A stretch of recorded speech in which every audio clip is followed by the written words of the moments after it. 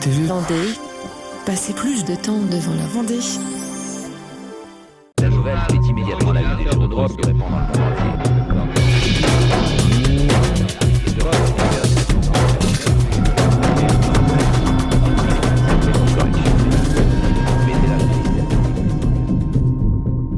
Je vais maintenant passer la parole à Éric de Montgolfier, à qui il appartient de conclure ces causeries du Palais. Je ne vous le présente pas.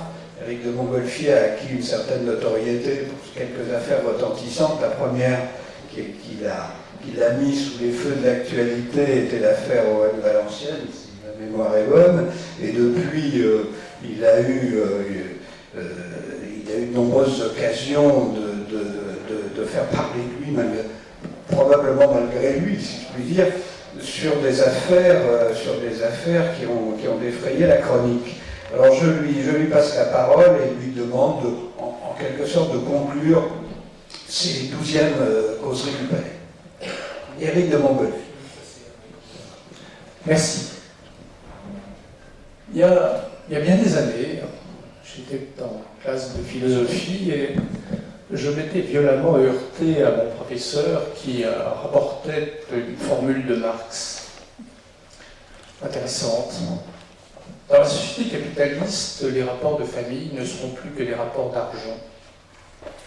Cela me paraissait affolant, étrange, impossible. Il y a quelque temps, un notaire me disait « On ne connaît pas quelqu'un tant qu'il n'a pas hérité ». Formule très juste, et ceux qui ont hérité le savent. Alors comment douter un instant de la place désormais occupée par l'argent dans nos sociétés? Dénominateur commun de l'activité sociale, facteur éminent de la corruption. Dès lors qu'il touche l'individu, il n'y a aucune raison qui ne s'étende pas à l'ensemble du corps social. Et on l'a bien compris au fil de ces causeries, de ces interventions, on a bien compris que notre pays de la séparation des pouvoirs, selon Montesquieu, était devenu celui de la confusion des genres. Mon métier m'a offert bien des occasions de me rendre compte.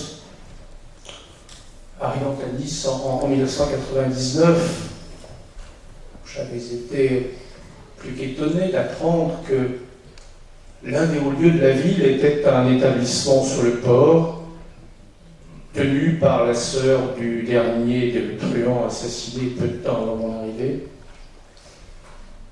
Elle l'avait repris et le fond de la clientèle était constitué de voyous. Et un milieu à Nice, comme dans toutes les villes d'une certaine importance, et pas seulement à Marseille, à Paris ou à Lyon. Il y avait aussi, plus étonnant, des avocats. Enfin, étonnant pas vraiment, c'est là qu'ils trouvent le fond de leur clientèle, n'est-ce pas? Beaucoup de policiers. Ça veut dire que c'est là qu'ils trouvent leurs indicateurs. Alors, il faut être présent sur les lieux où ils se trouvent aussi. Ma plus grande surprise fut d'apprendre que les politiques y fréquentaient aussi. Y fréquentaient beaucoup. On y vit même un ministre de la République en exercice sortant de cet honorable établissement défoncer la barrière du parking, son état ne lui permettant plus de la voir. Et puis on me rapporta que, comment dirais-je, un des épigones de la politique locale, ne cherchez pas de nom, vous ne le trouveriez pas, elle est très locale. On n'avait eu d'autre souci que de s'y faire adouber. Il voulait y être admis. C'était, paraît-il, me dit-on, l'endroit dont celui qui le possédait était le maître de la ville. Étrange. Alors bien sûr, les Hutanais que j'ai passé au ministère de la Justice, à la direction des affaires criminelles et des grâces, chargé de la poursuite dans les dossiers fiscaux, sociaux, économiques, financiers, peuvent appris bien des choses sur cette confusion. Je m'étais étonné un jour de voir qu'un ministre, pourtant réputé, s'était opposé, alors que la commission des infractions fiscales avait donné son feu vert, opposé à ce que nous donnions pour instruction de faire ouvrir une information pour une importante fraude fiscale reprochée à un musicien célèbre dont la compagne était une actrice célèbre. J'étais étonné, je ne comprenais pas. On nous parlait tout à l'heure de la tentation des plus jeunes. Mais la tentation ne peut être corrigée que par l'exemple. Si l'exemple est absent, la tentation s'épanouit. Je m'étais aussi étonné d'un dossier. Nous sommes à la césure de deux majorités, avant et après 81. Découvrons que dans le Nord, deux frères devraient être poursuivis pour fraude fiscale, importante fraude fiscale. Posant quelques questions, m'étonnant de ce que le parquet local n'ait pas signalé cette affaire au ministère de la Justice, pourtant les gens étaient d'importance, fut répondu qu'on ne pouvait pas les poursuivre, n'est-ce pas? Parce que eux disaient, mais si vous nous poursuivez pour fraude fiscale, on va devoir livrer en pâture tous les gens que nous avons arrosés. J'ai eu un instant de curiosité, genre combien je me suis fait porter la liste de tous ces gens. Il m'a fallu quelque temps pour lire tout ça. Mais ce qui était intriguant, c'était des arroseurs de l'institutionnel. Il y avait des élus et encore des élus. Or, pour des petites et des grosses sommes, parfois pour une livraison de charbon, on payant la cure aussi dans ces affaires-là. Il y en avait de tous bords. De tous bords. Du Parti communiste à la droite. Et je pensais que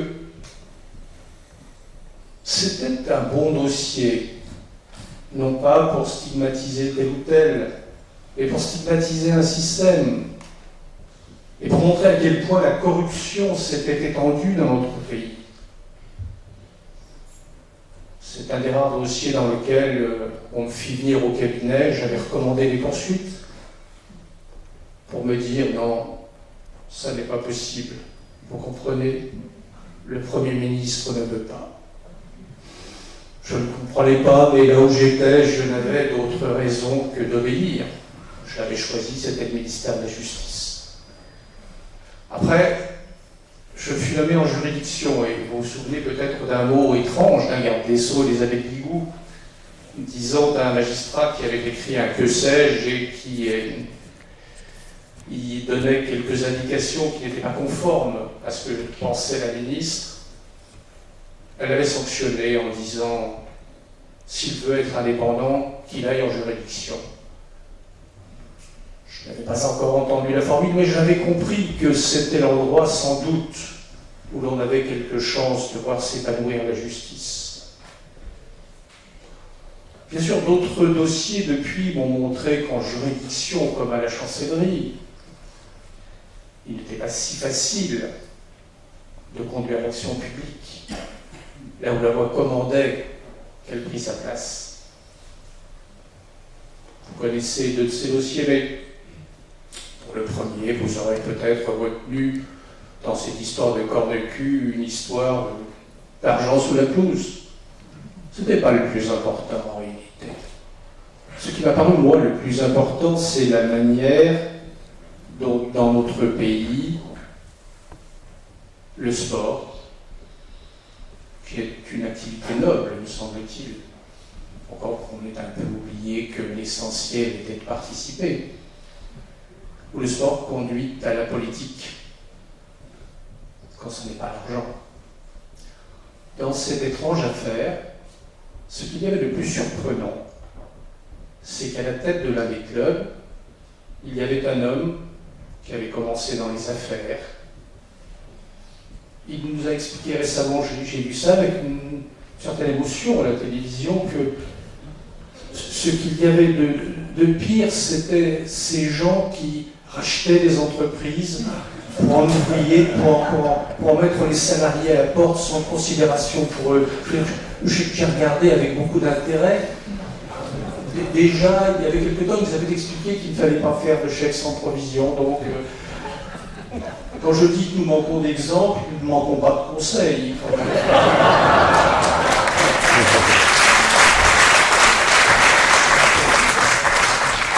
Alors, il y avait cet homme dont la spécialité avait été la reprise des affaires en difficulté, d'un côté, de l'autre, le même. Et tous les deux avec des ambitions politiques. Tous les deux se sont servis du sport. L'un avec Marseille, l'autre, avec le club de Valenciennes. Étrange pays où le sport peut servir de marchepied à la politique. Et la politique de marchepied à l'argent. Mais il semblerait que nous l'acceptions assez bien. Et puis dans cette affaire étonnante, même l'intervention d'un président de la République, venu expliquer le jour d'une fête nationale, ne craignant pas de cracher sur les symboles, venant expliquer à un juge et à un procureur où était la justice. Mais enfin, quel est l'intérêt pour Marseille d'acheter ce club minable? J'avais pas très envie de lui expliquer. J'ai un peu suggéré que j'allais le faire et ça a provoqué une certaine émotion, il faut bien le dire. J'ai été convoqué assez rapidement à la chancellerie. Je me souviens du directeur du cabinet m'appelant et me disant « Il faut qu'on se voit. » Et oui, s'il vous plaît, la semaine prochaine. Non, tout de suite. Bon, j'y suis allé. C'était intéressant. Après, j'ai essayé de comprendre pourquoi. Pourquoi nous sommes dans une configuration politique étrange. Vous vous souvenez, la cohabitation? Un président de la République, un Premier ministre qui voudrait le devenir et lui succéder, qui a toutes les chances de le faire, qui ne veut pas trop gêner le premier, le contrarier. Donc en fait, j'ai servi de jouet dans ce jeu de titan. Pas grave. Vous connaissez la fin de l'histoire, nous sommes allés jusqu'au bout, parce que la loi avait été violée, parce qu'il était important, quelle que soit l'origine de l'affaire, de démontrer que le sport, ça pouvait être autre chose, et qu'en République, il n'y a pas d'intouchable. Puis, plus tard, un autre dossier est venu, plus symbolique encore, avec toujours cette intervention étrange. Peu de temps après que j'eus ouvert le dossier d'une suspicion de viol contre une de nos plus grandes stars nationales, un demi-dieu, que dis-je, un dieu, où la femme, je sais bien que ça n'est rien institutionnellement, mais la femme du président de la République, sur fond d'Élysée, venant vous expliquer les Français n'aiment pas qu'on touche à Johnny, ceux qui le font le paieront. C'est vrai qu'on ne subit pas de pression. On se borne à écouter ce que l'on vous dit et comprenne qui pourra, suivra qui pourra. Mais dans ce dossier, ce qui me fut le plus étonnant, c'est le rôle de la presse. La presse n'est qu'un relais. Autant que dans l'affaire VOM, j'avais trouvé la presse globalement claire. Parfois, j'avais le sentiment d'être l'instrument de quelque vengeance. Il paraît que Bernard Tapie parle mal parfois aux journalistes, quand ils ne tentent pas un peu de les écraser. Alors, certains n'étaient pas mécontents que je sois l'instrument d'une vengeance. Dans l'autre, je ne compris pas très bien ce qui se passait. Enfin, je dis que je n'ai pas compris, n'exagérons rien. C'est plus de l'anecdote, c'est du mensonge. Pourquoi? Pourquoi protéger quelqu'un à ce point?